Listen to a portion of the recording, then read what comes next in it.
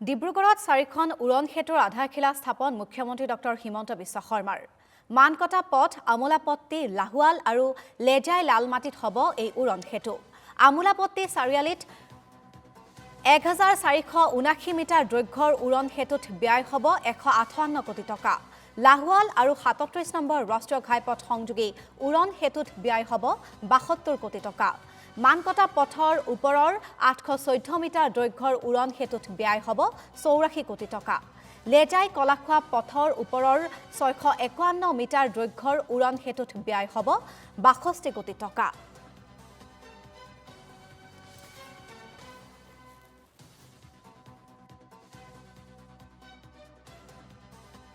আজি ডিব্ৰুগড় জিলাৰ বাবে এটা অতি গুৰুত্বপূৰ্ণ আৰু বিকাশৰ দিন।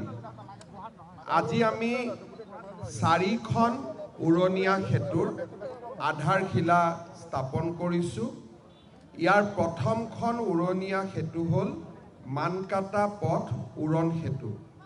সৰ্বমুঠ 820 মিটাৰ দৈৰ্ঘ্যৰ উৰণ সেতুখন পাইল ফাউণ্ডেশ্যনৰ ওপৰত প্ৰতিষ্ঠিত হ'ব আৰু ইয়াৰ ছুপাৰষ্ট্ৰাকচাৰ অংশটো আমি ৰেলৰ সৈতে কথা পাতি ৰেল বিভাগৰ যি নিৰ্দেশনা সেইমতে আমি নিৰ্মাণ কৰিম।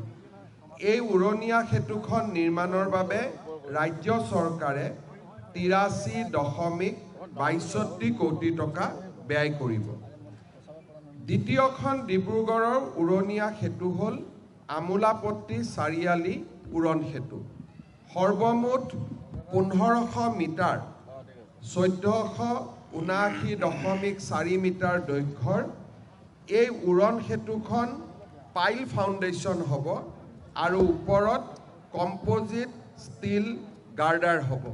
অৰ্থাৎ এই ফ্লাইঅভাৰখন ষ্টীলৰ বা লোহাৰে এই ফ্লাইঅভাৰখন নিৰ্মাণ কৰা হ'ব। এডভান্টেজ অসমক লৈ ৰাজ্য চৰকাৰে যথেষ্ট কষ্ট কৰিছে, প্ৰচেষ্টা কৰিছে। আমি যাতে অসমত এটা উদ্যোগীকৰণৰ বাতাবৰণ এটা নিৰ্মাণ কৰিব পাৰোঁ। এডভান্টেজ অসমৰ আগতেই আমি নামৰূপৰ সাৰ কাৰখানাক সম্প্ৰসাৰণকে আদি কৰি কেইবাটাও গুৰুত্বপূৰ্ণ প্ৰকল্প আমি ৰাজ্যবাসীৰ বাবে লৈ অহাৰ প্ৰচেষ্টা আৰম্ভ কৰিছোঁ।